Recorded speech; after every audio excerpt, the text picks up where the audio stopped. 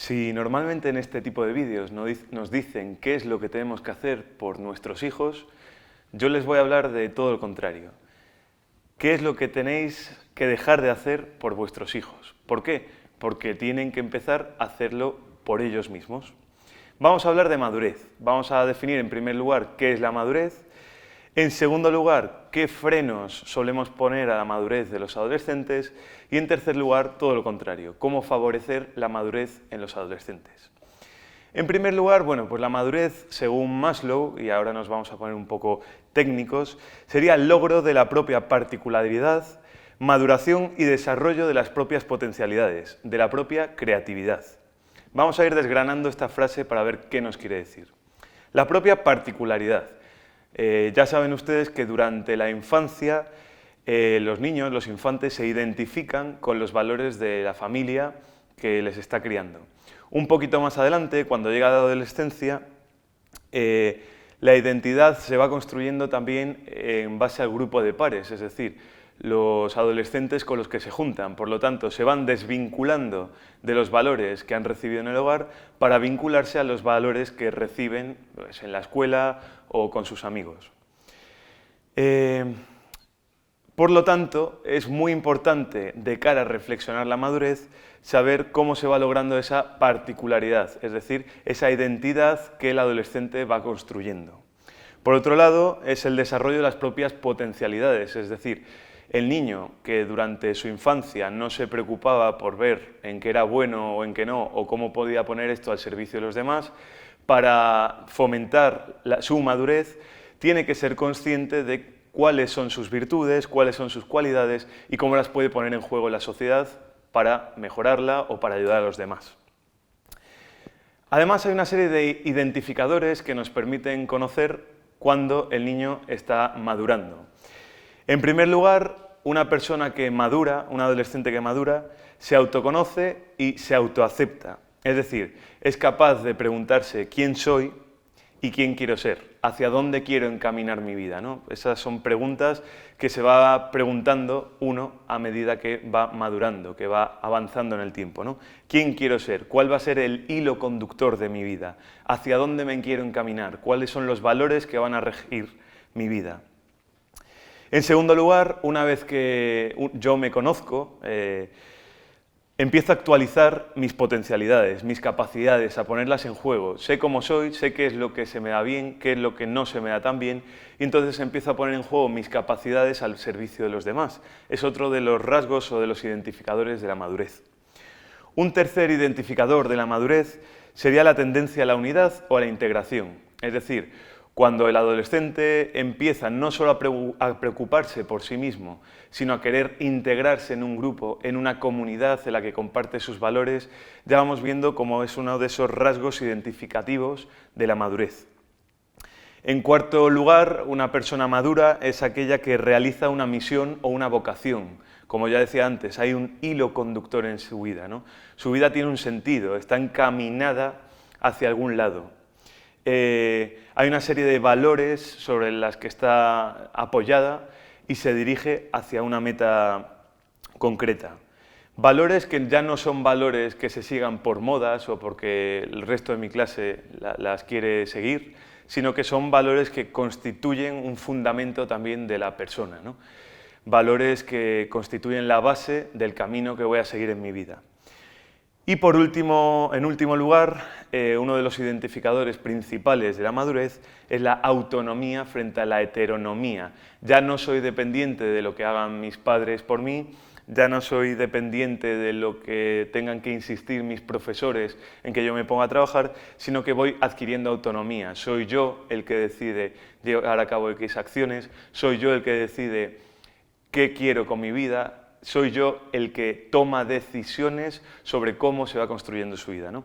Cuando nos volvemos autónomos, decidimos por nosotros mismos y no deciden por nosotros, es definitivamente un rasgo muy importante en el proceso de madurez. Habiendo hecho esta pequeña introducción a qué es la madurez, vamos ahora a preguntarnos qué frenos solemos poner los padres a la madurez de los hijos o los educadores a la madurez de los hijos. El primer freno, que seguro les sonará, es el de la sobreprotección. Si la idea es que el infante, que el adolescente, vaya adquiriendo autonomía, si le sobreprotegemos va a seguir siendo heterónomo, va a necesitar del adulto que le saque las cosas adelante porque siente que él no es capaz de llevarlas a cabo, ¿no? Siempre ha sido sobreprotegido y ahora tiene una indefensión aprendida. No puede sacar adelante las cosas por sí mismo porque piensa que no es capaz. La sobreprotección consiste en impedir que el niño o el joven se enfrente a las dificultades de la vida, porque la vida tiene dificultades y muchas veces los niños o los jóvenes tratamos de evitar que se exponga a las dificultades. Está bien, evidentemente, hay que ser como una almohada que proteja a los niños, pero no podemos sobreprotegerlos de todas esas dificultades hasta el punto de que el día de mañana, cuando tengan una dificultad, sean incapaces de enfrentarse a ella porque durante toda su vida han estado sobreprotegidos. En la sobreprotección se le toma al adolescente como un incapaz, se le protege de todo daño, impidiendo que sea él el que afronte sus propios problemas. Pongamos algunos ejemplos de sobreprotección que impide la madurez. Por ejemplo, cuando se les permite no afrontar obligaciones. No, pues no te preocupes, no hagas la cama, que ya la hago yo por ti. O a lo mejor viene la abuela o el abuelo por detrás. No, marcha, que ya te hago yo la cama, ¿no? Es decir, los adolescentes poco a poco tienen que ir adquiriendo, tienen que ir afrontando las obligaciones, porque el día de mañana van a tener responsabilidades y se tienen que ir acostumbrando para madurar. Otra forma de sobreproteger es la vigilancia constante, ¿no? Vamos a ver qué está haciendo, a ver qué está dejando de hacer, es decir, no tiene ese espacio de autonomía, de libertad en el que él también va creciendo, va madurando. Otra de las cuestiones en las que se ve la sobreprotección es cuando se elige por él. Aún estaba el otro día yo en un restaurante y había un chico ya bastante mayor, debía tener 18, 19 años, y llegó el camarero y pregunta, bueno, ¿ustedes qué quieren? Y contestó la madre, no, mi hijo quiere un filete, tal. Bueno, evidentemente se elige por él. Ya no estoy hablando solo en el caso del restaurante, que es más anecdótico, sino, por ejemplo, en las opciones que quiere para su vida. No, tú no vas a estudiar esta carrera, tú vas a estudiar otra, que es la que te conviene, ¿no? Realmente, en el proceso de madurez no podemos escoger por ellos, sino que tienen que ir escogiendo por sí mismos cómo quieren construir su vida, si no, no van a madurar. Van a estar sobreprotegidos y ahora vemos las consecuencias que tiene la sobreprotección. Otra de las formas en las que sobreprotegemos se sustituye a los niños en su tarea. Imaginaos que tenemos en casa un reparto de tareas, pues a uno le toca poner la mesa y a otro quitarla. Y al final te dice, no, estoy muy cansado, no me apetece poner la mesa, o no me apetece ayudar a poner la lavadora o hacer mi cama. Y dice, bueno, no pasa nada, ya lo hago yo por él. Se le va sustituyendo en sus tareas y se le deja un poco al libre albedrío. O no se le pone normas, ¿no? Bueno, pues está toda la tarde con la PlayStation o viendo la tele y no pasa nada porque está muy cansadito de colegio. Es decir, tiene que ir tomando algunas tareas para poder madurar, si no va a estar sobreprotegido. No se les deja salir a veces por miedo a lo que suceda, entonces van adquiriendo también ellos ese miedo y el día de mañana no van a saber afrontar ciertas situaciones sin nadie que les vigile. Otra forma en la que se sobreprotege es no corrigiendo, es decir, no corrigiendo o incluso justificar ante los demás un error. Los que somos profesores lo sabemos bien, ¿no? Vienen a veces los padres, no, es que mi hijo no ha podido hacer las tareas, pero es porque está muy distraído, tal. Es decir, vamos a proteger a nuestros hijos, a justificar sus errores. Si han cometido un error, tienen que aprender del error, tienen que aceptar que han cometido un error e intentar repararlo y continuar. Pero no podemos justificar siempre sus errores, sobreprotegiéndoles, no corrigiéndoles, porque al final acaban adquiriendo unos hábitos que en el futuro van a impedir su madurez y su maduración. Anticiparse a sus deseos, peticiones, etc. Se les da todo lo que pidan y esto al final es una rueda porque cada vez piden más y más, incluso podrían llegar a pedir tanto con agresividad. Estas son algunas de las formas de sobreprotección y es que además esta sobreprotección lleva unos efectos devastadores, ¿no? La indefensión aprendida que hemos dicho, como siempre he resuelto los problemas por mi hijo o por mi hija, ahora llega un momento en el que él tendría que madurar y es incapaz de resolver los problemas por sí mismo porque siempre ha tenido a alguien que se los resuelve y ahora no sabe cómo, a pesar de que ya está en la edad en la que tendría que saber resolverlos. Hay una exigencia creciente a los padres, ¿no? Yo exijo cada vez más y más que resuelvan todos mis problemas. El niño además se hace egocéntrico, poco empático con baja autoestima porque cree que no sabe hacer ciertas cosas porque siempre se las han hecho, debilidad de carácter. El resultado final es la inmadurez, que es lo contrario que pretendemos fomentar, la agresividad contra los padres, la sensación de culpabilidad para los padres, ¿no?, que hemos hecho mal, y la indefensión aprendida para los hijos. Este es un freno muy importante a la madurez. Vamos a ver ahora, ya por último, cómo favorecer el que sí, que nuestros hijos adquieran poco a poco esa autonomía y esa madurez. Vamos a ver algunas propuestas educativas para que nuestros hijos lleven a cabo un buen proceso hacia la madurez con nuestros alumnos.